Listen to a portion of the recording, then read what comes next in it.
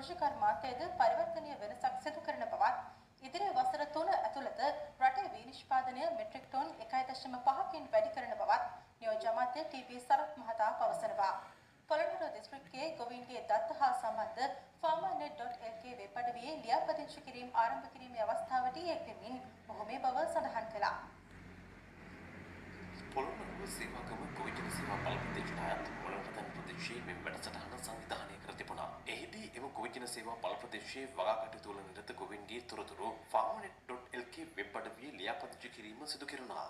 farmernet.lk එකට ගියාපුවාම අපි දන්නවා නාඩු කොච්චරද වගා කරලා තියෙන්නේ, මේක හරියට ලියාපදිංචි කරපුවාම සම්බ කොච්චරද වගා කරලා තියෙන්නේ, කීරි සම්බ කොච්චරද වගා කරලා තියෙන්නේ, වෙනත් වී වර්ග කොච්චරද වගා කරලා. ඒතර අපිට පෙන්වනවා මේ කන්නේ සහල් අවශ්‍යතාවය නාඩු මෙච්චරයි, කීරි සම්බ මෙච්චරයි කියලා. ඒ සහල් අවශ්‍යතාවයට අපි වගා කරන්න ඕන නාඩු හෙක්ටයාර් 50000. අපි බලනවා කොච්චරක් වගා කළාද? 60000ක් වගා කරනවා නම් වගා කරන්නේ නැහැ. ඒක වැඩක් නැහැ වගා කළා. 45000ක් නම් තව වගා කරන්න පුළුවන්. එතකොට වෙළඳපළ පාලනය අපි නිෂ්පාදනයේදීම කරනවා ගොවිය. තව කන්න 3ක් යනකොට අපි උපරිම උත්සාහ ගනිමින් ඉන්නවා වී අස්සන්න අඩුම ගානේ 1.5කින් වර්ධනයක් අත්පත් කරගන්න.